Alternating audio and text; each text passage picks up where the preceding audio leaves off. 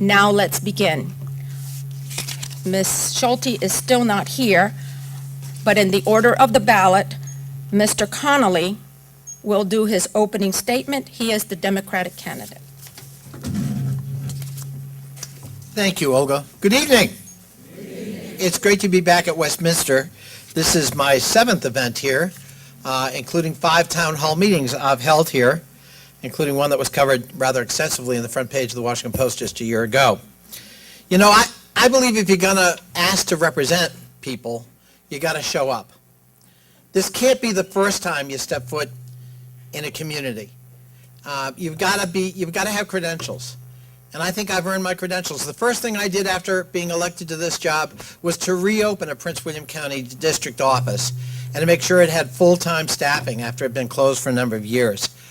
When Holly Acres was flooded, I was the first to rush down to try to help the victims and make sure they had shelter and food and clothing and toys for the kids and more transient housing besides just staying in a high school gymnasium. I donated thousands of dollars to replace the Boys and Girls Club's computers in their computer lab. I worked with a fraternity to make sure that people had the right to vote in 2012. When River Oaks had 4 and 5 hour line waits, we made sure they had blankets, they had water, kids had some attention, and they could move inside to stay warm and exercise their most sacred right. I've worked to open Featherstone National Park. Featherstone has been closed here in Prince William for 40 years. I am the one who has worked with the Fish and Wildlife Fund and with the association and with CSX and VRE to open that up, and I got a few $100,000 of federal money. With stimulus money, I got improvements to the Prince William County Parkway to 29 and 66, and we saved 304 teachers' jobs here in Prince William County. I've been there. Throughout my career, I've worked on a bipartisan basis to be there. And that's how we just opened the Silver Line in the Dulles Corridor, one of the most important transportation investments in Northern Virginia. And I want to make sure we look at those options for here in Prince William County. I've introduced a bill, and I'm very pleased the Prince William Chamber of Commerce has endorsed that bill to study the feasibility of extending Metro several different lines here into Prince William County. If we don't start studying that now, if we don't look at the feasibility of that now, we will drown in traffic 20 years now. Drown in it. We've got to look at other options. That's called leadership. I've been there for Prince William County. This isn't my first time at Westminster. This isn't my first time in this community. And I hope with your support, if I am reelected, I'll continue to be there for Prince William County. Thank you all so much for being here tonight. God bless. Next is Mr. Galdo, the Green Party candidate. Good evening. Thank you for being here. And thanks to the League of Women Voters and the other organizers for making this meet and greet possible. My name again is Joe Galdo. I am the Green Party candidate for Congress here in the 11th Congressional District. I spent half my career evaluating threats and assessing military system capabilities and vulnerabilities, developing skills and experience to prepare me to ask the right questions, not only about R&D investment and military system acquisition, but also in vetting responses to security risks around the world. At the Department of Energy, I led national efforts to establish green power programs at utilities across the country. I also led the development of regulatory reforms and technical standards that are now incorporated in net metering laws in states across the nation, including here in Virginia. These were key to the growth renewable energy has seen in the past decade and the creation of green jobs. These were key to the growth my experience in developing strategies to address global warming and develop technology roadmaps will aid in creating better policies to achieve our energy and environmental goals. I believe public policy should be formulated based on its impact on the average American, not on corporate profits or increasing the wealth of a few. I have a tax reform plan that will simplify the tax code and eliminate corporate welfare. It will raise more than $400 billion in additional revenue to support needed investments in infrastructure, energy, education, and public health and safety without raising taxes for the average taxpayer. I believe we should be investing in the future instead of the past. So if elected, I will introduce a 10-year plan to generate at least 40% of our electricity from renewable energy and replace one-half of the petroleum-fueled cars on the road today with electric vehicles and free ourselves from Middle East oil. I will work to reverse the increasing violations of privacy, due process, and the rule of law. I will promote honesty and transparency in government. I'm running to give voters a choice. If you're tired of the status quo, that is public policy driven by money, and want real change, I promise I will do my best to get the job done. Sometimes we think about local issues, but a lot of times the money's not there to solve the problem, like money for the Silver Line or money for extensions down to Prince William County that we might talk about. Our education budgets are being squeezed, and this is due to problems up at the federal government, okay, that the economy's not doing well, tax revenues are down, and so in order to address local issues properly, you really have to start to think nationally in terms of national problems. Foreign interventions that cost $2 trillion that could have been spent for investing in the future, money wasted, okay? And that's where I'm coming from. And I see a lot of Connolly signs out there, but there are enough individuals that seem to be undecided that I would love to have your vote. Thank you.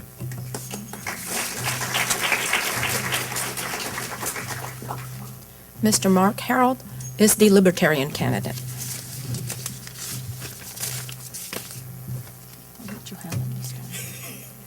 Thank you very much. I am Mark Harold. I'm the Libertarian Party nominee, obviously for the Virginia 11th. A little bit about my background. I know we'll get to the issues. My background is I'm a former City of Atlanta police officer, and I was a drug task force officer in not the earliest days, but some of the early days of the drug war in the City of Atlanta. I'm a former law professor, having served with the Department of Justice Research Center and taught law at the University of Mississippi. And I mainly focused my research on both on First Amendment law, but also on Fourth Amendment law as it applies, search and seizure law as it applies to digital devices. And during that time, I became very concerned about the way that our Fourth Amendment and our search and seizure laws are protecting us from mass surveillance. I spent 5 years with the Department of Homeland Security as a policy advisor and a prosecutor with Immigration and Customs Enforcement. I now run a small business, a law firm, a solo practice, pretty much just like my campaign sometimes. It's just total solo practice. I have no staff, I have no associates, and I do immigration law. What I do every day now, and I used to prosecute, I've seen both sides of it, is I go into court and protect people who are facing deportation proceedings. I've seen the inequity of our immigration system, the complexity of our immigration system, that I assure you, even the most seasoned attorneys, and I've been doing it about 13 years overall, cannot understand our immigration system. It's sort of like tax. It's dense, it's regulatory, and in the confusion, individuals who have merit to come here and have claims to come here are unrepresented. And they show up in immigration court alone, and they're not able to avail themselves of the legal relief that they deserve. I'm stressing in my campaign liberty, simplicity, and transparency. Those are sort of the three ways that I would see every decision that I would make. Is it simple? Is it transparent? Does it promote liberty? I think if we're going to talk about different issues, but my approach is basically on any issue, is first, should the government be involved at all? Should any government be involved? I'm running for federal office, so the second question, or the question I would always ask is, should the federal government be involved? Sometimes people come up to me and they'll say, just in a very blanket way, are you for or against this issue? And I give an answer that pretty much says the federal government should stay out of it, and then I read later, or somebody tells me later that I'm against that issue. I'm not against the issue. I believe in a very limited federal role. The federal government can really only do what the Constitution says it can. And this is general, of course. The states can do pretty much anything unless the Constitution says that they can't. And that's basically how I would go about my job as your congressman. I would look to say, should the government be involved? Is the federal government playing a proper constitutional role? And then, of course, I'd go to, can we afford it? I do a cost-benefit analysis. I believe we need to leave our children and grandchildren limited government, not unlimited debt. And I think we're down a path that's going to take us to unlimited debt that's going to cripple the prosperity of this country. I see my time's almost up. I always forget to do this. If I earn your vote, I'd like to ask for your vote. Thank you very much.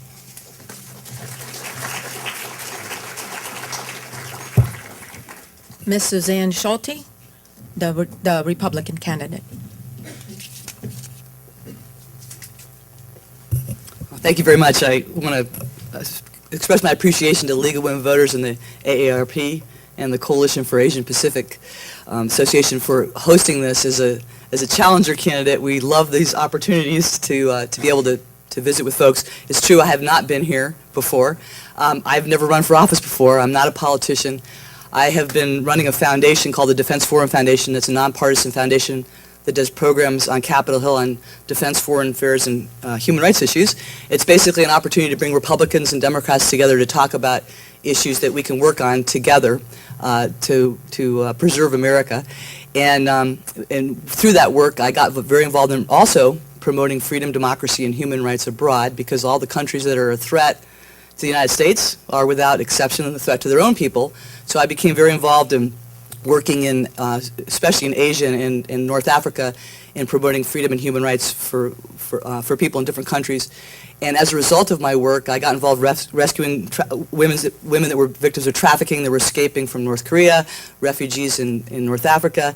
And as a result of those efforts, won the Seoul Peace Prize, the Sanders Peace and Social Justice Award, the Walter J. Freedom Award, and most recently an award from President Obama for volunteerism. The reason why I decided to run for Congress, though, is I'm really concerned about the brokenness in Washington. I feel that our elected officials aren't only not listening, not only not hearing us, they're not even bothering to listen to us. I feel that the intransigence in Washington, and I blame both parties for that, is why we're having a lot of the very serious problems that we're having here today. And I decided to run for Congress. I would be very honored to be your servant as somebody who has a record of bringing people together. I've actually passed legislation, worked to pass legislation, working with Democrats and Republicans. I am running as Republican, but I've actually had Democrats publicly endorse me because of my compassion and work. And I would love to have your support. I look forward to your questions. And thank you again for giving us this opportunity. Okay, I now ask you to hold your applause to the end so that we can get as many questions in as possible. Thank you. And I'm going to begin with Ms. Schulte. Assume the Affordable Care Act is here to stay.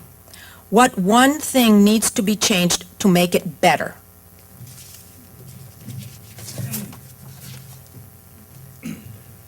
The first, I would support the legislation that was recently passed by the Congress.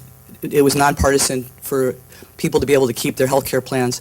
But I do think that the Affordable Care Act is a classic example of the inability for people to work together. This is a major social change in policy. We've never had something like this, a major change like this, whether it was welfare reform, Social Security reform, where the parties didn't work together for a solution. And that's why it's been such a disaster. It had bipartisan opposition, but only one party voted for it. And I think that's why we're seeing the terrible ramifications of this. All the promises that were made about it have been broken. People's premiums are going up. This was supposed to be about getting the insured access to affordable care. This is what was supposed to be, getting those that were uninsured insured. That's what the American people wanted. They didn't want the whole system upended, and it's been a disaster. And again, it's an example of not working together to solve problems that for the Americans and for Northern Virginians. The person I'm running against voted for this, and I think it was a terrible vote. Mr. Connolly? Well, I couldn't disagree more with my opponent.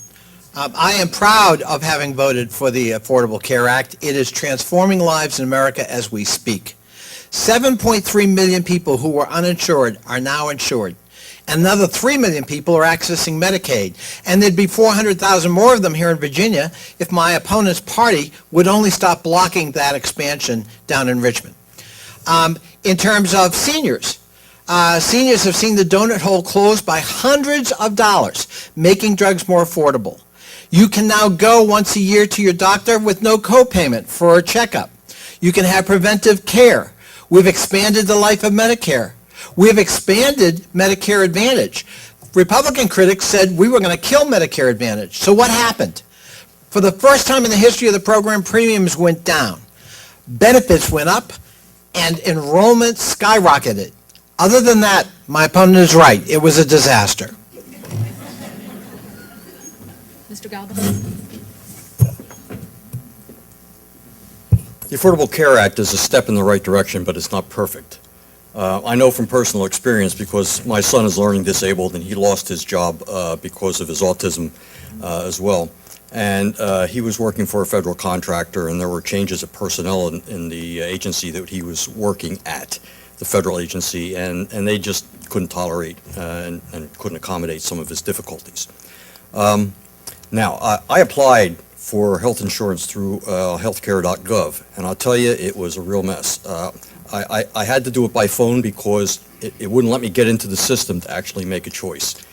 I think if I had, well, and I also found that if my son hadn't had savings, he didn't qualify for Medicaid, and he would not be able to afford the co-pays and the other expenses that you have to pay for the medical care that he would receive on even the partial salary that he received before he was laid off.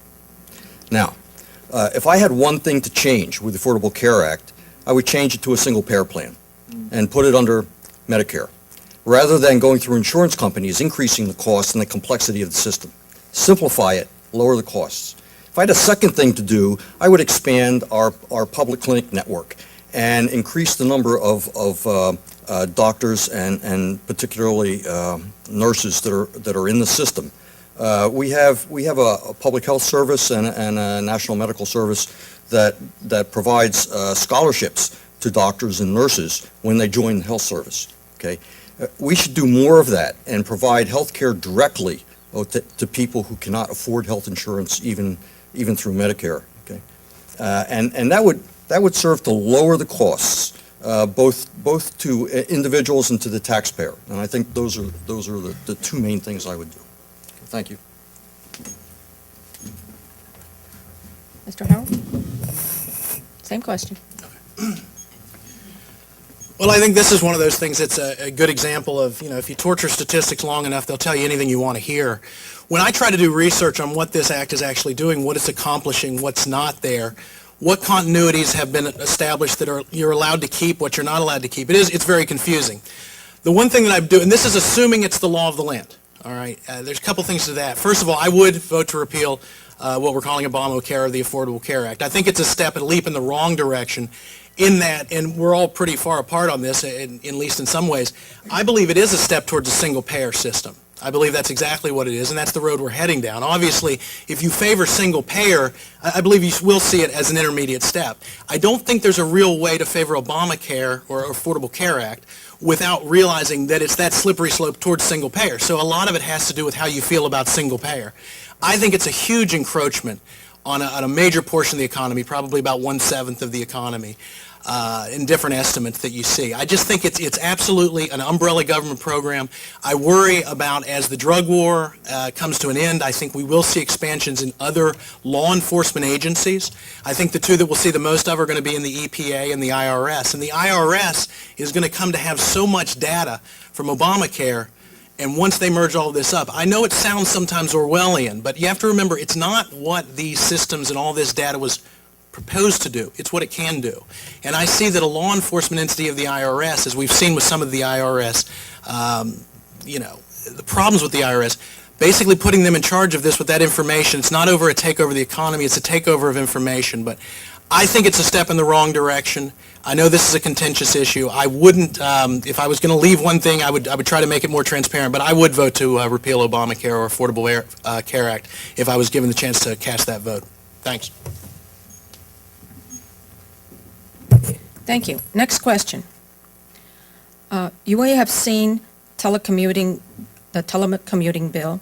How can you depend that after the GAO report shows tremendous amounts of waste and fraud, what would you do to compensate for massive amounts of waste in government? Ms. Schulte? Yes, we're just going round and round. Oh, okay. Well, first of all, I think we need to reward government employees for identifying places of fraud and abuse. I think it's really, there's something that's going on in our country when we have someone like Edward Snowden who feels like he can't go to somebody to say that our government's doing something that's wrong, and he ends up fleeing the country. Or you have a Secret Service agent that can't go to a superior and say, yes, there was a shot that was fired that went through the window of the White House. There's something really wrong in our government when people that are working for our government can't go to a superior to talk about a serious problem that's happening. And I think that we need to establish a reward system to reward federal employees that identify places where there is waste and fraud and abuse. And I know that there's a report that just came out in December by Senator Coburn that identified $30 billion of wasteful programs. And these are the types of things that American taxpayers get very upset when they see. And I think we need to make the federal government employees be kind of allies in trying to weed out this kind of abuse. Mr. Connell? This was specifically to telecommuting. Yeah, I thought the question had to do with telecommuting and the GAO report that found that at least one federal agency was cheating on its reports on teleworking. Teleworking has enormous benefits, and I'm proud to have co-authored a bipartisan bill signed into law by the President, the Telework Enhancement Act, which is designed to try to incentivize and promote more teleworking by our federal employees. Here in Prince William County, if we're not going to have transit anytime soon, I assure you, telework is a very important tool for us. And we already employ it, we need to expand it. But we also need to have rigorous standards of enforcement to make sure people are abiding by the rules. And the rules in telework are very clear. You have to have a set-aside time, you have to have set-aside equipment, you got to have a set-aside room, and you got to be reporting regularly, obviously, to your supervisor. When I was chairman of that neighboring county, I set a goal of 20% of our employees teleworking by the year 25, and eligible workers.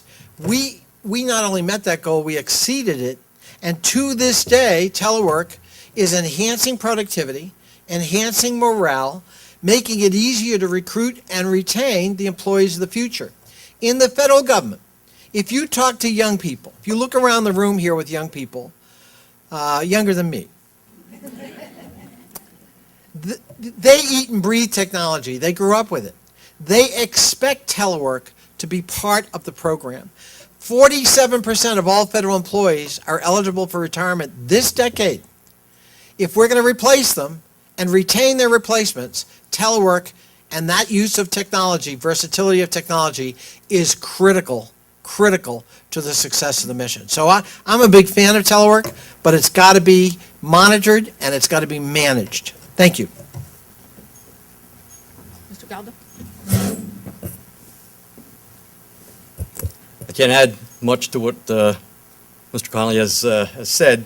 When I worked at DOE, I did not telecommute, but I had a number of coworkers who did. And I have to tell you that most of the people that I worked with in government were honest and dedicated. And first of all, you have to trust people. Second, it did boost their morale, and it enabled them to do work that they might not have been able to do because of other responsibilities they had, because of the distance they were commuting. And so, it's a really good program, but the problems that you have with it are really management problems.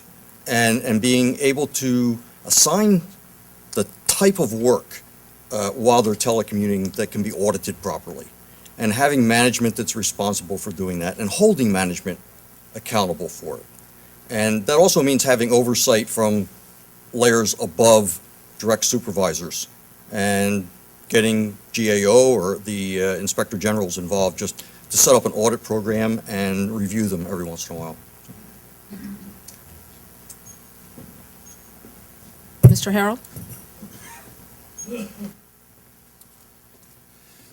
Yeah, I don't think there's going to be a ton of disagreement on this. I favor telework. I was at Department of Homeland Security at ICE when telework sort of started to become implemented. Now, I was a litigator, so I really pushed for telework to be able to call into court and just kind of telephonically show up and object from my house. But, I think I completely agree. First of all, the people that I worked with, I think a lot of the fraud or the waste that we're seeing is just that some of the metrics aren't there yet, some of the management and accountabilities, everything doesn't happen at once. And I find, too, that most of my colleagues, and I still have close relationships with former colleagues and a lot of close friends at all levels of government. I've worked state, local, and federal government. They are honest people doing, in many cases, a tough job under pressure and a lot of criticism. But, I found that the same people that were causing waste and fraud, and in the brick and mortar world, when they were in the office, were pretty much the ones taking advantage of telework. So I think it does all come down to management. It's just a different task for the managers, but accountability and management, how you're going to assign the work and all. If you have good management there in the office, you'll have good management there in telework after the growing pains get worked out. But I'm a favor of telework. Like I said, I couldn't really take advantage of it. We did have a meeting, and we were all litigators, so we did kind of try to figure out how this would work on telework. I kind of wanted 2 days of telework in my AWS day to kind of roll right through. I could do a trial from my house, but it never happened. But it is one of those things. It's going to take some growing pains, but on this, I think it all comes down to management. The management and accountability and leadership and development of leaders in the government will translate from the office to telework, and I think that leadership and management's always the answer when it comes down to accountability and decreasing waste and fraud. I think most of us would agree we'd like to see more lawyers telework. The next question goes to Mr. Connolly. What, if elected or re-elected, do you think is the one most important thing that could be dealt with and bring more civility to Congress? That's a really good question. I have looked for common ground when I've been in 6 years now in Congress, and I certainly did in local government as well. In fact, in local government, we really didn't have partisan votes. Certainly not when I was chairman for 5 years. I worked across the aisle, and I still do. I've tried to get a Republican co-sponsor for every one of the 36 bills I've introduced in Congress. I've worked with my colleagues here in the Virginia delegation. Just today, we had a hearing with my friend John Mike, a Republican of Florida, on government waste. So there are lots of opportunities for common ground. I think it's much more difficult on the big things because, frankly, we do have philosophical disagreements.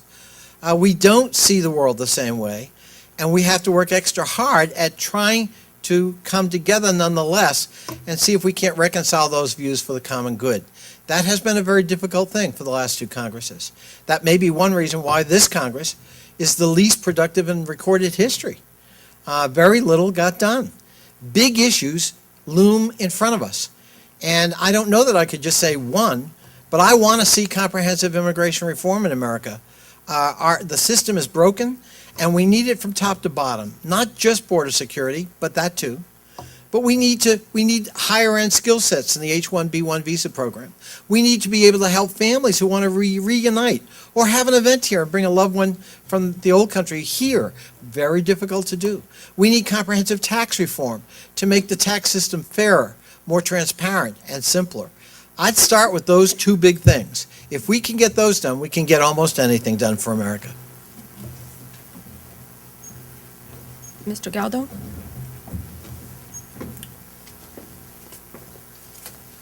I think the real solution to this problem is up to the voters, because the root cause of partisan politics is the 2-party system and a politics of fear, where each party says, no, you have to vote for me because the other party is so bad. And they create this environment where there's a toxicity between the 2 major parties. I think the best thing that voters could do would be to vote for more third-party candidates like Libertarians and Green Party candidates, and mix up, the content of the Congress so that you don't have one party against the other, and you work more in a mode of building coalitions and working together. And from my perspective, that's where I see the solution. Mr. Harrell?